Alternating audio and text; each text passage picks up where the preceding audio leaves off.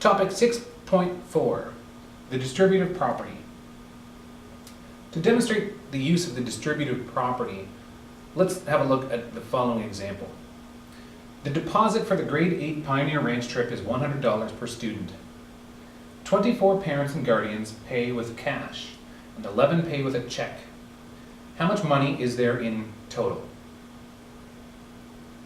Well, according to the order of operations, if you're presented with a problem like this, where we have $100 deposit, and we have 24 parents who have paid with cash and 11 who have paid with check, we would solve what's in the brackets first. So we would add the 24 with the 11 to make it 35, and then we would multiply 100 by 35 to get 3,500.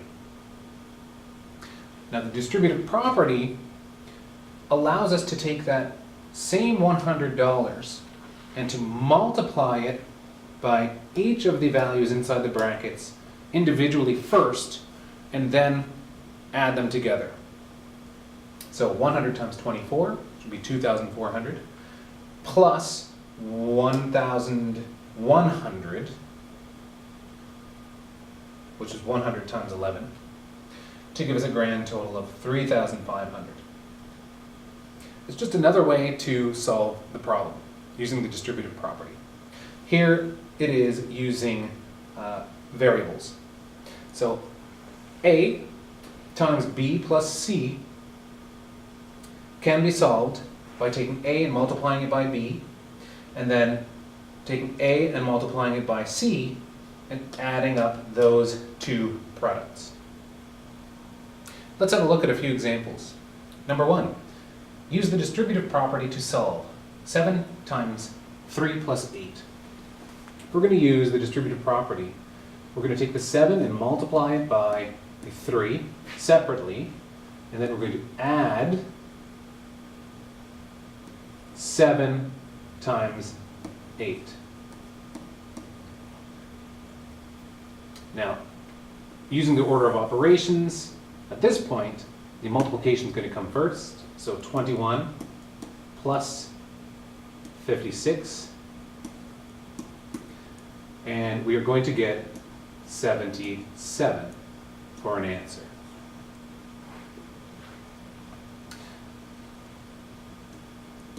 Without using the distributive property, we could have added up what was in brackets first. Would have been 11, and 7 times 11 would have been 77. Using the distributive property becomes a valid and very useful method when you are presented with certain algebraic problems. How about question 2? Now question 2 just says expand. And what that means is to use the distributive property to show this expression another way. So we have 5 times x plus 2. Using the distributive property, we would have 5 times x, which would be 5x, plus 5 times 2. So 5x plus 10 is another way to express that same value, 5 times x plus 2. How about part B? 6 times 12 plus g. So we do this the same way. So we'll take 6, we'll multiply it by 12. That's going to give us 72. And then we're going to take the 6 and multiply it by g, which will give us 6g. 72 plus 6g is another way to express 6 times 12 plus g using the distributive property. How about C? Negative 6 times c plus 4. Negative 6 times c would be negative 6c, and negative 6 times 4 would be minus 24.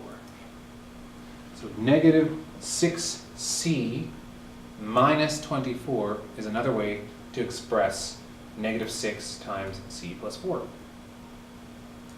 And finally, negative 2 times negative s plus 5. Negative 2 times negative s. Two negatives make it positive, so this would be 2s. Negative 2 times 5 would be negative 10.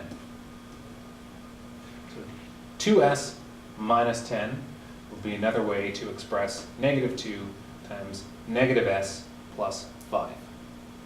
Topic 6.5, solving equations involving the distributive property. You can use the distributive property to solve some algebraic equations. Take these, for example. Number 1, 3 times x plus 5 is equal to 36. In order to determine what x is, we can use the distributive property and multiply the number 3 by each of the two values inside the brackets separately. And then we can add them up to isolate the variable term and determine what x is. So 3 times x would be 3x. 3 times positive 5 would be a positive 15. And this is going to be equal to 36. Now, at this point, this equation should look relatively familiar. We just want to isolate the variable term, which is 3x. So we'd like to remove the 15 here, get rid of it.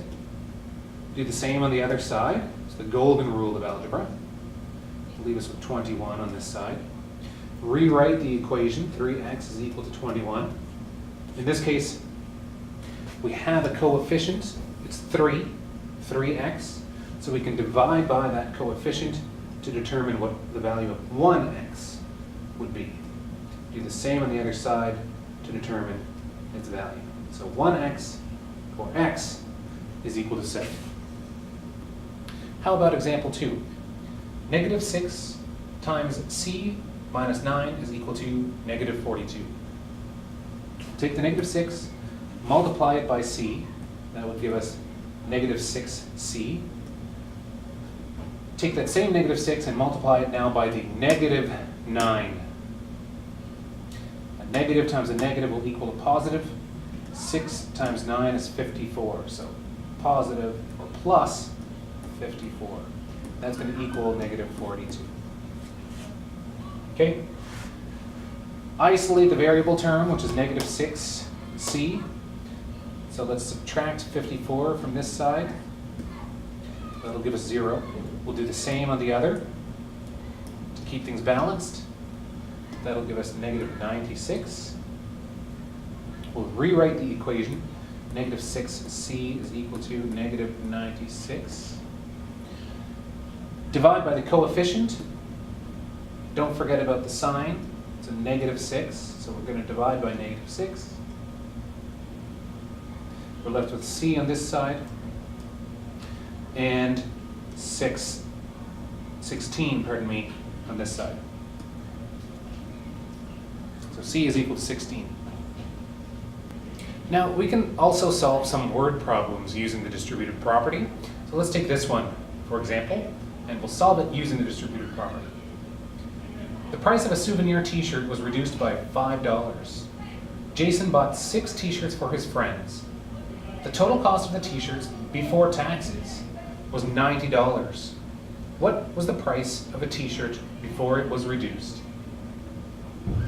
So let's take out that information that we do know and create an equation that can help us solve for the price of the t-shirt, the original price of the t-shirt.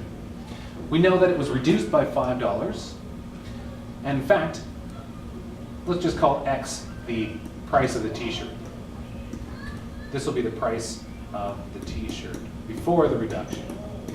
There was a $5 reduction.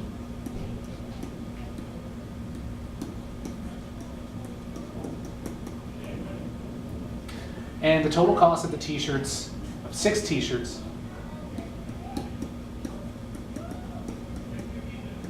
was $90.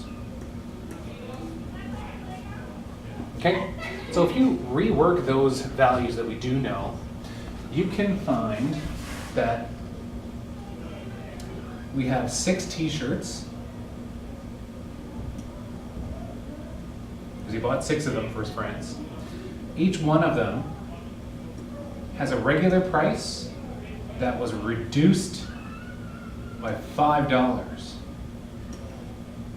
And all of this equaled $90. So the letter X in here represents the original price of the t-shirt.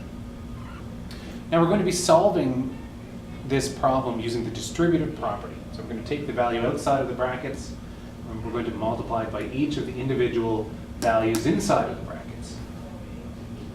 Okay, so in order to solve this, then we would have 6 times x, which would be 6x,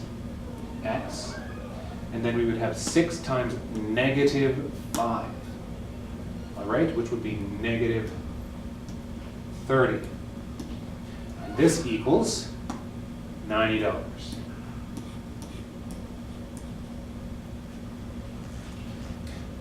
Now we want to isolate the variable term, which is 6x. So in order to remove a negative, we want to add 30 to make 30 zero pairs.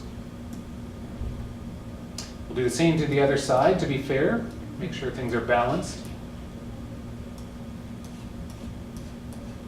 So this is $120.